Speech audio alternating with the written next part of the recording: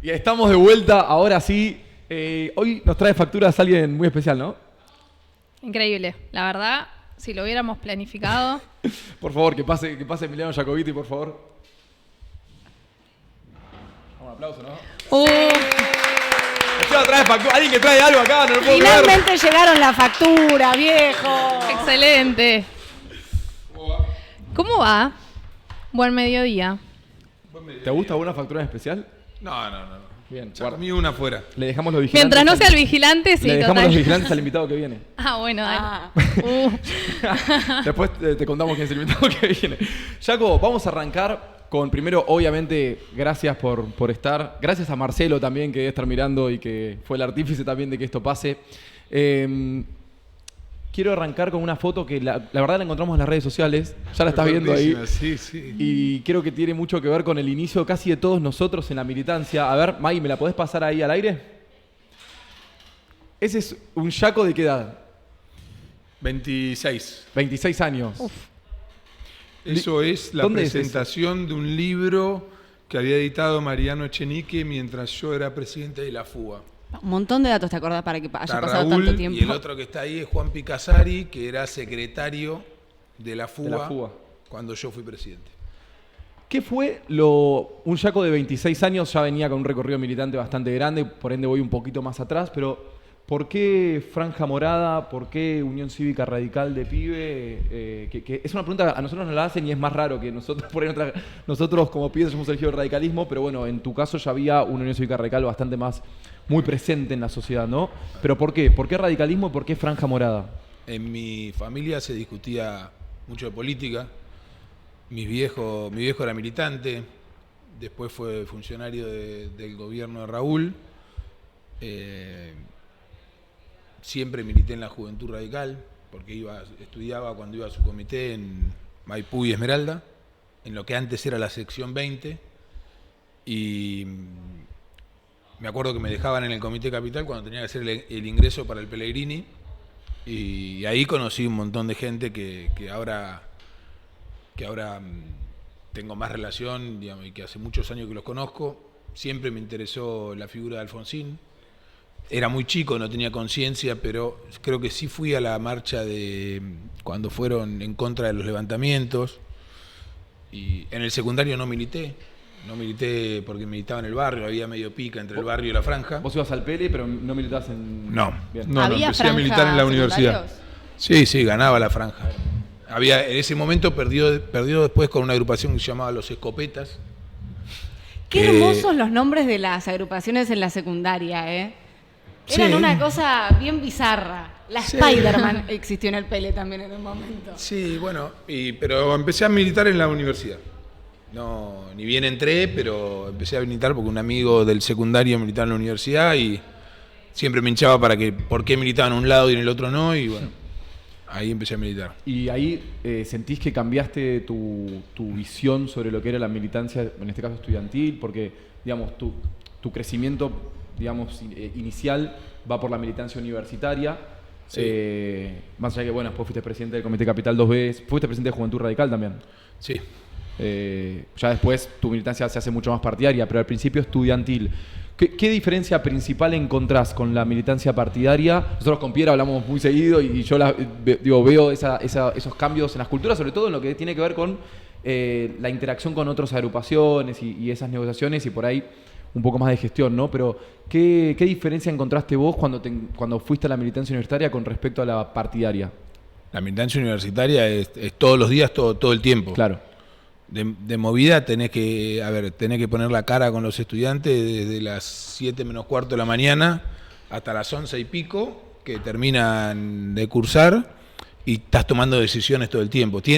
La militancia universitaria tiene, para mí, mucho más que ver en un centro de estudiantes con una intendencia, no pequeña, digamos. Hay centros de estudiantes que son muchísimo más grandes que muchas intendencias. En ese momento me acuerdo que en la Facultad de Económica votaban 45.000 personas, y cuando vos te ponías a pensar, con 45.000 personas gobernaban municipios bastante grandes. 45 lucas, una barbaridad. Y estás todo el día dando la cara con la gente, y la gente viene y te pide explicaciones permanentemente, porque te conocen.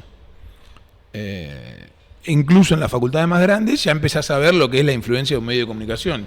Claro. Empezás a ver que en un medio salga cualquier cosa y vos decís, pero esto no es así. Bueno, tenés que explicarle a la gente que no es así. Bueno, el año pasado atravesamos un proceso que para mí ya lo veníamos atravesando los que militamos hace varios años en el radicalismo, desde el 2013, 2015 con Martín, pero el año pasado yo creo que el radicalismo creció mucho en los últimos 10 años, eso está claro. Atravesamos un proceso de sentir que estábamos disputando poder real en Capital, pasar de quizá estar más en el ámbito territorial del comité a disputar poder real, estar muy cerca de eso. Quiero que nos des un balance como general de qué fue esa elección para vos, de qué significó el 2023 y una autocrítica de qué crees que podríamos haber hecho mejor o cuál fue el contexto que no nos favoreció para no llegar al resultado que quisimos. A ver, sí, disputamos, parecía que disputamos porque lo disputamos, de hecho estuvimos a nada de ganar. A diferencia de lo que había pasado antes en el balotaje, cuando fuimos a balotaje, algunos directamente decían que no había que ir, pero no te daba la sensación de que estabas tan cerca. Recién al final, fue una sorpresa. Las mejores encuestas caseras al final te decían, che, estamos muy cerca, como todo el ecosistema político decía otra cosa, uno no se la creía. En este caso, estuvo muy cerca. Me da la impresión de que la ciudad de Buenos Aires, desde que tomó la decisión de perder autonomía en cuanto a la convocatoria de elecciones, ¿no? Y estas cosas hay que decirlas siempre claro, que no fue decisión solo del PRO, fue decisión del PRO y el Frente para la Victoria en ese momento, tomar la decisión de que no sea más la legislatura la que fija la fecha, sino la fija el jefe de gobierno. Vos ya tenés dos elecciones distintas. Entonces tenés una elección hipernacional y otra donde se juega la gestión. Entonces, si no tenés un candidato muy competitivo arriba, estás complicado también abajo y bueno, eso llevó a que haya algunas diferencias. Nosotros no habíamos logrado tener un candidato firme del partido, al final no logramos. Me da la impresión de que, si querés, lo que me llevo como decir, ¿qué hubiésemos hecho que no se hizo?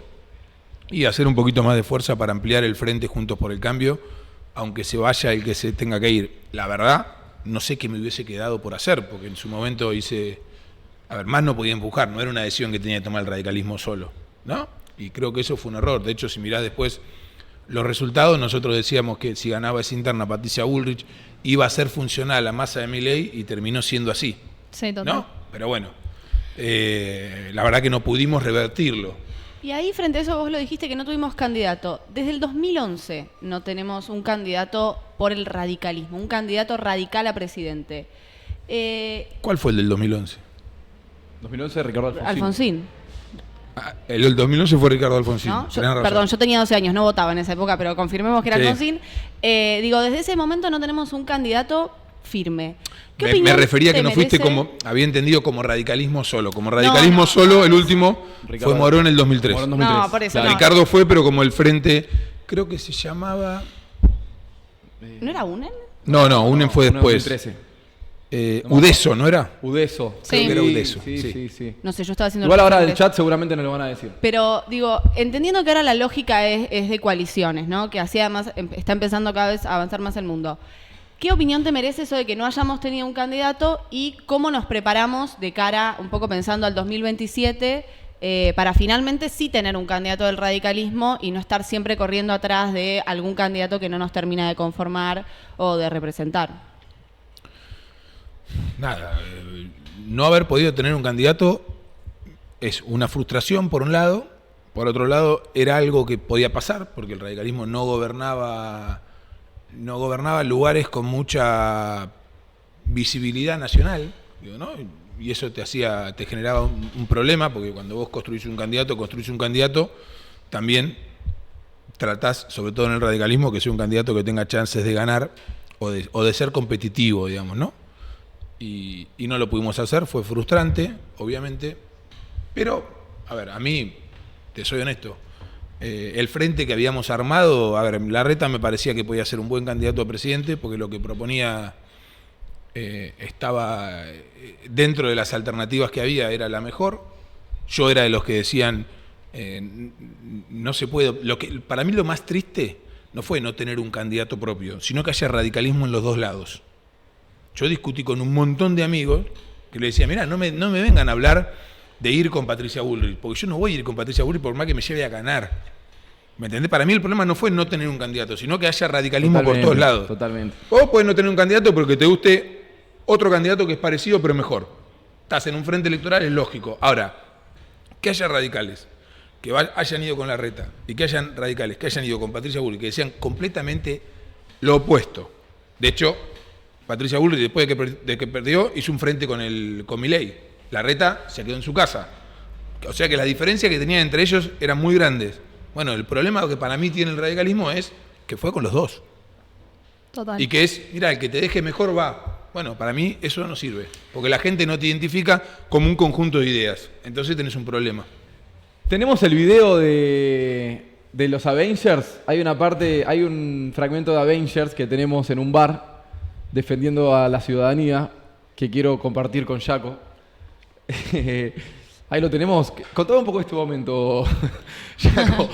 Acá. No, Es una parte de los Avengers. Hay una que está por salir ahora. Fíjate que el hombre que se levanta se asusta y el otro forcejea. Claro. Esto fue simula tener en algo, campaña, pero ¿no? ahí hay un hombre que lo detiene, Lo agarra y lo mete para adentro. lo mete para adentro y quien estaba con Lustó Impresionante. salta de la mesa, salta también Lustó.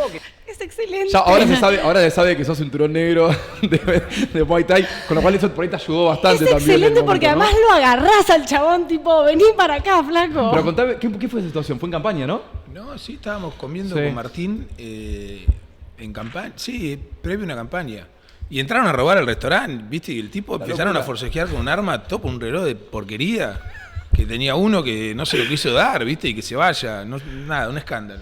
Por suerte no pasó nada. Saltaron, sin pensarlo, saltaron. Porque terminaron forcejeando con el revólver que no sabía para qué lado apuntaba. Entonces la idea era que Pará, apunte para el otro lado. el chabón tenía un revólver y vos lo cazaste de la mano igual.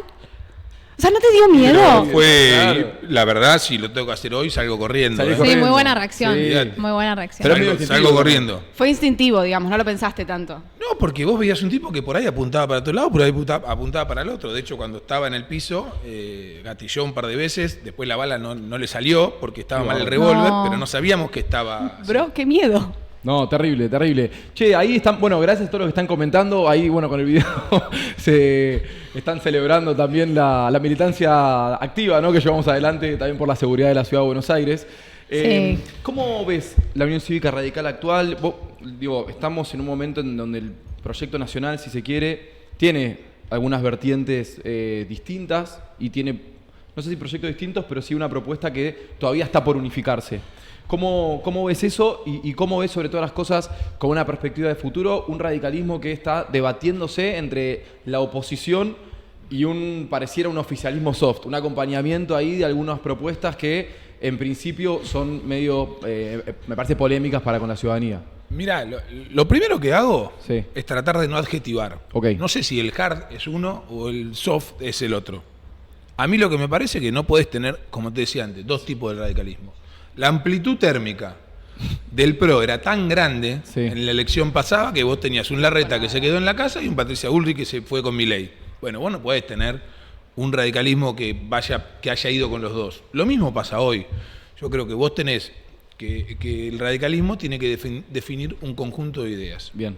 Obviamente tenés un problema que sos un partido nacional en un país que no funciona. ¿Por qué? ¿A qué me refiero con que no funciona? Nos pasa en las universidades también. Vos, cuando tenés una responsabilidad de gobernar, estás entre la disyuntiva de miro para otro lado con algunas cosas nacionales que por ahí no estoy de acuerdo, pero consigo mejores recursos o el gobierno nacional me da una mano para que haga una mejor gestión y después voy por lo nacional, o trato de hacer las dos cosas a la vez. Y muchas veces se paga costo en el distrito donde se gobierna. En las universidades nos pasó permanentemente, claro. El gobierno tratar de decirte, mira, si reclamás, bueno, entonces tus fondos se patean en el tiempo, si no reclamás, no.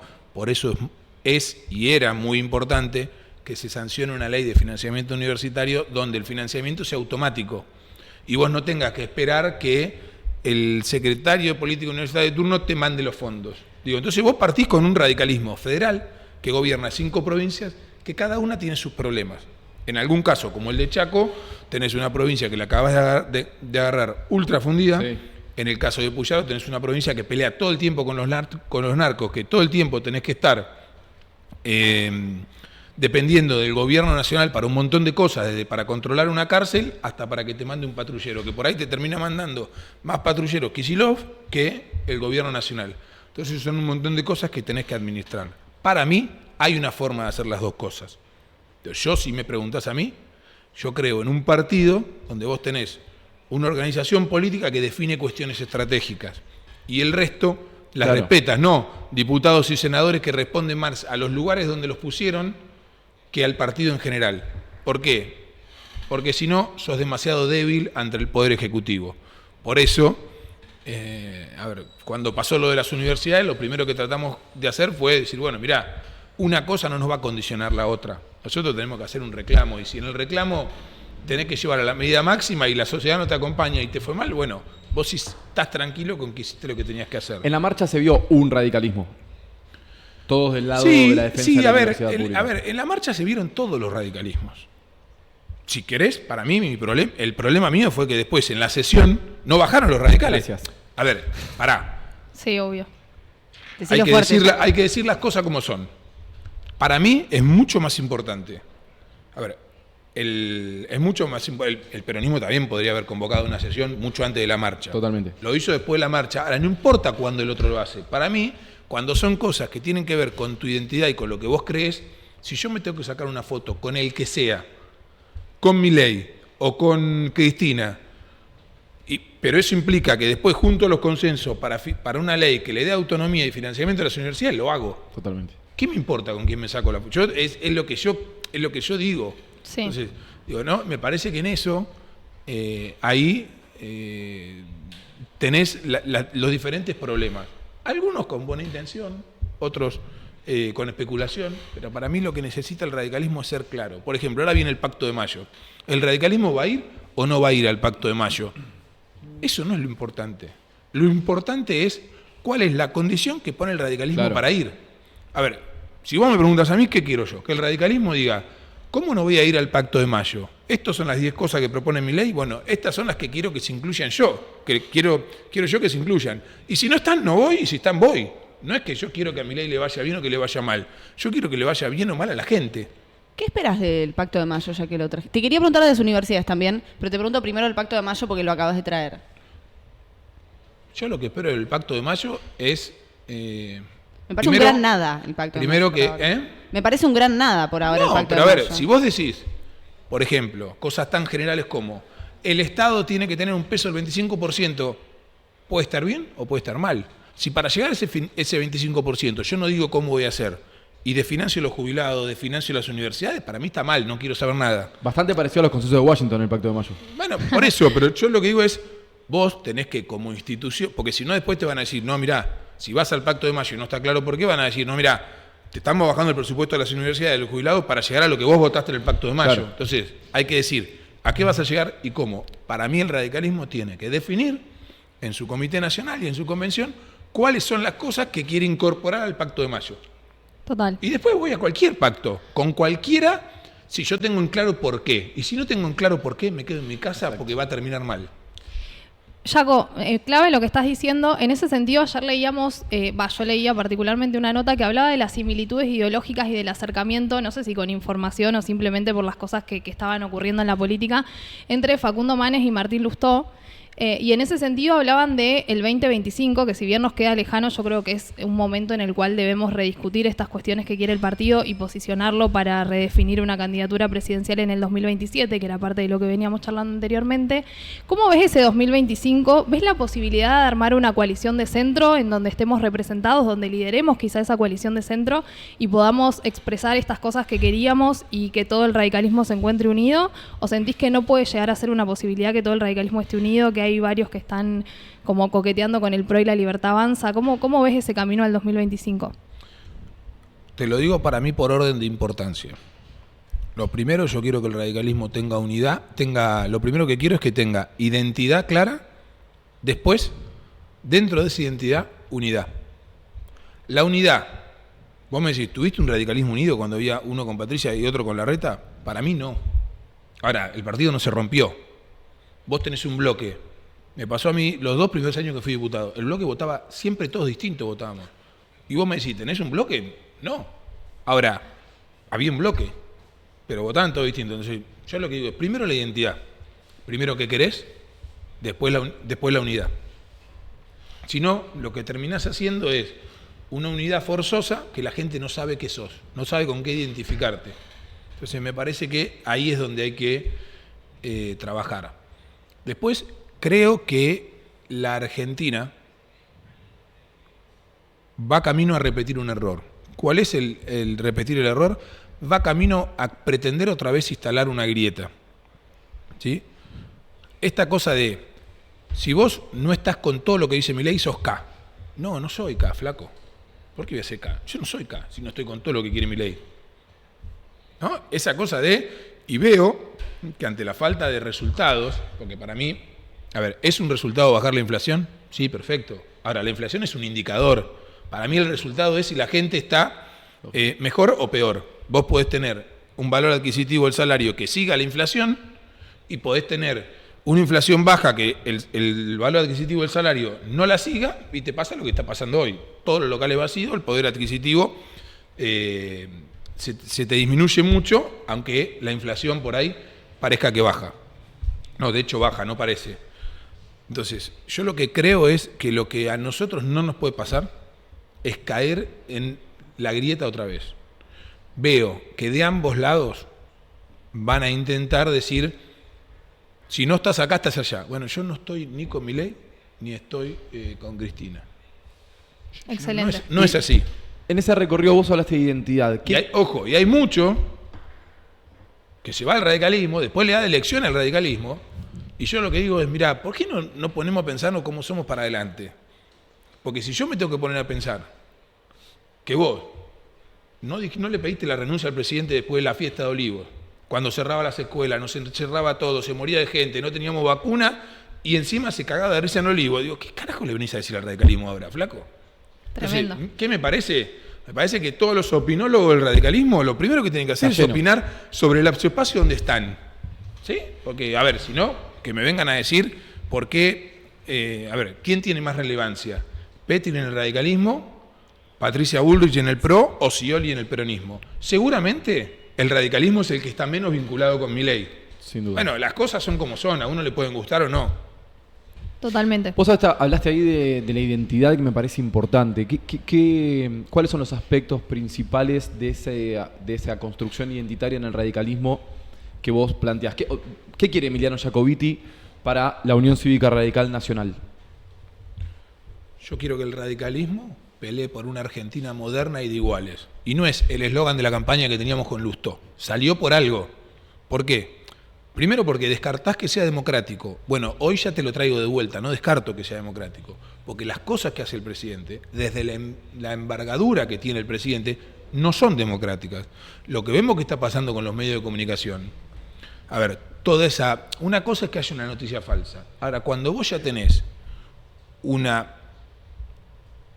industria de la noticia falsa, que no solamente es local, sino que es global, y que aparte acá tenés certeza de que se financia del Estado, ¿sí? Como para, por ejemplo, ponerte la cara mía en una nota de Infobae que decía, la plata está, pero marchamos por las dudas. Sí. Y la verdad es que un montón de gente, esa nota, ¿sabés qué hacían? La reproducían de una cuenta que se llamaba Antonio Laje OK, que decía un montón de cosas de Laje, y decía fans de Laje. ¿Sí? Entonces, vos, ¿qué decía? Había un montón de gente que creía, primero, que sigue esa cuenta diciendo es Laje. Lo segundo, que creía porque decía Infobae abajo de la nota. Y a mí me preguntaban, yo digo, ¿de dónde sacaste eso? Bueno, después ya lo descubrimos. Es un pibe que tiene un montón de cuentas, que la financia el Estado, y vamos a hablar con lo que tengamos que hablar. Por eso es fundamental que en diputados y en senadores se constituya también la bicameral de inteligencia. ¿Por qué? Porque hay mucha gente que tiene devoción por esas cosas y las quiere usar para joder a la gente. Bueno, nosotros tenemos que garantizar un Estado democrático donde esas cosas no pasen, o por lo menos no pasen desde el Estado, sea algo que podamos evitar, y después un Estado donde haya progreso, o sea, moderna, donde vos puedas hacer un Estado competitivo al mundo, todo, pero con igualdad. Digamos, si nosotros vemos, hoy lo vi, ayer el presidente Milei, en una reunión en Estados Unidos, en una conferencia, dijo que una de las grandes diferenciales positivos que tenía la Argentina para atraer inversiones era el capital humano, producto de las universidades que había en la Argentina. Bienvenido sea. Bastante chico tiene el pie como para estar tirándose siempre tiros Nobel al pie. Te pregunto, ya que las nombraste a las universidades, ¿cómo viene el tema universidades? ¿Avanzó algo después de la masiva marcha en donde hubo mucha gente que marchó bajo banderas partidarias, pero hubo un montón, te diría la mayoría, es la pibita que marchó con su grupo de TP, los que marcharon con su grupo de cátedra, digo, gente que marchó de manera bastante, no sé si espontánea sería la palabra, pero sí autónoma, no coordinados por ningún partido, ninguna organización, que al otro día el radicalismo eligió no representar, o eligieron muy pocos diputados representar. No, pero no eligieron pocos, no los suficientes. Bueno. Pero hubo muchos diputados sí. que bajaron a la sesión y que dijeron, a mí Sí, no me importa sí. que la sesión no la hayamos convocado nosotros, si está el tema de universidades, nosotros vamos a ir y vamos a dar quórum para tener una ley de financiamiento universitario. Hubo diputados, tuvieron Carla, Mariela, Dania, diputados que en general suelen defender estas cosas. Pero digo, ¿avanzó algo con las universidades? Te pregunto más en tu rol institucional en la Universidad de Buenos Aires. Mira, lo primero que avanzó fue que cesó una campaña del oficialismo en decir las universidades no sirven, son centros de adoctrinamiento, ¿sí? Ahora todos coincidimos en que las universidades son súper importantes. En los papeles, en el financiamiento, todavía no se avanzó. Hubo reuniones, de hecho hubo reuniones con la UBA sola, hubo reuniones con el CIM, donde el gobierno hizo una propuesta, más allá del primer 70% de aumento, agregó otro 70% de aumento, que en total es 105% de aumento, que es casi el 30% de lo que se perdió con la inflación, porque tenés que tener en cuenta que la inflación es el 300% y no incluye una recomposición de salarios. Si el gobierno sigue con esa posición, el conflicto lo vas a tener igual. Obviamente todos, ¿qué tratamos de hacer? Después de hacer o de ver que la movilización social y ciudadana que pasó había tenido tanto eco, todos decimos, bueno, es el momento de sentarnos a dialogar. Ni querer subirse arriba de eso para pasarte de la raya en cuanto a los reclamos, ni tampoco subestimarlo. Bueno, ahora está en la cancha del gobierno hacer una propuesta que sea lo suficientemente importante como para que las universidades puedan seguir abiertas a lo largo del año. El CIM se va a juntar la semana que viene, seguramente si antes de la semana que viene el gobierno no hace una propuesta que incluya eso, vas a volver a tener el mismo conflicto universitario, porque el conflicto universitario tenía una base real, que no era joda eso de si no cerramos. No, vos tenías un ajuste del presupuesto tan grande, retrotraído, que se te comía toda la inflación de los primeros meses de este año, más toda la inflación que el presupuesto había contemplado en los ajustes durante el 2023 y que partía desde ahí. Bueno, si eso no se recompone, vas a volver a la misma situación. Hoy lo único que el gobierno recompuso fue de los gastos de funcionamiento, que es el 12% del presupuesto universitario, un pedacito, que es un 100% con respecto al 300% que se había perdido. Jaco, hoy se inauguró una sección acá, en donde antes estuvo Ramiro Marra, y te dejó una pregunta para hacerle al próximo invitado, que en este caso sos vos. Así que si querés, veámosla y le contestás. Ah, no, bueno, te preguntó si prefería ser liberal o ser peronista. No, kirchnerista. ¿Kirchnerista dijo? Kirchnerista. ¿Cómo les gusta vivir en el pasado? Siempre hablando No, pero que le sirve a Marra, ¿qué querés? Lo primero, nunca sería una persona ista. Liberal por lo menos es una idea que a vos te lleva. Seguir a una persona, por algo soy alfonsinista, ¿no? Nunca me gustó. Yo creo que existe liberalismo con igualdad. A ver, no creo, no soy libertario, no soy lo que Milei cree que... Para mí estamos en las antípodas. Milei cree para mí en una libertad sin igualdad.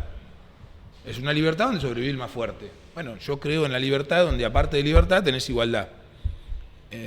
voy para ese lado. Y me parece, y volviendo a un tema que sé que se discutió acá porque vi algo que se hizo viral en las redes, ahora tenemos, a ver, yo valoro mucho el laburo que hicieron varios diputados. ¿Por qué? Porque a la sesión de diputados entró una mega ley que era un capricho con 600 y pico artículos. Muchísimas de esas cosas muy graves se fueron sacando. A veces, para sacar cosas graves, te tenés que embarrar, ¿sí? Porque si vos decís, no estoy para nada, es difícil cambiar las cosas. Y el Senado, después de 4 meses que diputados trabajó, tiene que trabajar para poder hacer una mejora a la ley que mandó el Congreso, tratar de corregir cosas que son muy importantes, como por ejemplo una reforma impositiva, donde vos bajás, subís el impuesto a las ganancias y bajás el impuesto a los bienes personales, a ver, nada, le bajás el impuesto a los ricos, le subís el impuesto a los menos ricos. Digo, ¿no? Desde eso, como que puedan blanquear los hermanos de los funcionarios públicos. Hay muchas cosas que yo estoy seguro que se van a tener que corregir, como irregularidades grandes que tiene el RIGI. Me parece que es el régimen de mega inversiones, que por más que sea mega, no pueden tener condiciones que después un país se arrepienta de por vida. 30 años, claro. De por vida. O sea que volvería a diputados con tu... A ver, yo creo que nosotros, como radicales, tenemos, y como sociedad en general, tenemos ahora una oportunidad de una ley que llegó mucho mejor al Senado de lo que entró hace 4 meses a diputado, se discuta, y vos tengas incorporadas cosas muy importantes como por ejemplo la ley de financiamiento de universidades, la recomposición de los jubilados de lo que perdieron en la etapa de mega inflación de los primeros meses y el incentivo docente, y corregir algunas cosas que yo creo que, a ver, si bien Dania justo recién me dijo que lo planteó y no le dieron bola por una cuestión de tiempo, me parece que no era intención del gobierno que los hermanos puedan blanquear. Si no, no se entiende por qué puede blanquear tu hermano y no va a poder blanquear tu suegra. Total. ¿No? Que no tiene nada que ver. Lógico. Entonces vos esperarías que en el Senado el radicalismo hiciera un poco de radicalismo y metiera algunas modificaciones. No, estoy seguro que se va a hacer. Excelente. O por lo menos estoy seguro que algunos radicales van a pedir incorporar cosas y sacar otras. Sí, claro, una ley que se discutió 4 meses en diputados, no la podés pretender discutir, no sé, mínimo 1 o 2 meses en el Senado. O sea, si la Por ahí mayoría... menos, no sé, depende O sea, cuánto ¿no tiempo. ves que llegue antes del Pacto de Mayo? No lo sé. A ver, capaz que no lo sé. Si me preguntás a mí, no creo que algo acelere tanto. Si tardaste hasta ahora, desde el 10 de diciembre a hoy, para sancionarla en diputados, donde el oficialismo tiene más peso que en el Senado, ¿por qué en el Senado tardaría menos? Claro. Yo creo que ahora se empieza... Al principio vos tratabas de bajar un montón de elefantes que tenía la ley, que hubo muchos diputados que hicieron muy buen laburo para eso. Ahora, sacados los elefantes, como por ejemplo la delegación de poderes que la podía revocar el presidente, digo, ¿no? Muchas cosas. Bueno, ahora vas a tener que empezar a discutir otros. Claro. Para mí el rol nuestro, el rol del partido tiene que ser ese. Bien, Jaco, parte de esta sección que comentaba Agus de la pregunta que te había dejado Ramiro Marra, es que vos le tenés que dejar una pregunta a cualquier político que creas, político actual vivo, que te la pueda responder. Ese es el único requisito. Hoy en la tarde va a estar Martín Tetaz, pero no necesariamente tiene que ser él, así que decinos a qué político le dejarías una pregunta y cuál es esa pregunta.